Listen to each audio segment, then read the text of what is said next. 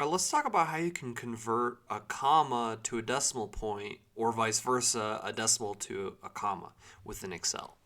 So here we just have some random numbers. Right now we have 910, 56. We want to convert that comma to a decimal to say 910.56. And same with a lot of these other numbers. Or in this case, with the 76, we want that to be a comma, 450 decimal 81. So we just want to reverse these.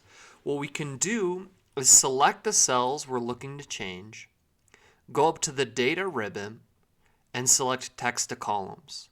This little menu will pop up, and you're going to want to select fixed width, hit next, next, and then you're going to want to go to advanced.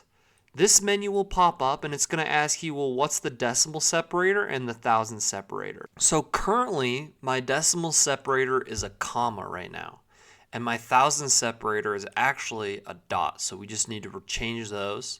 We'll go ahead and hit OK and finish, and you'll notice that all of those will be converted or changed. So now this will say 910.56 rather than comma 56. And there you have it. That's how you can convert a comma to a decimal or a decimal to a comma.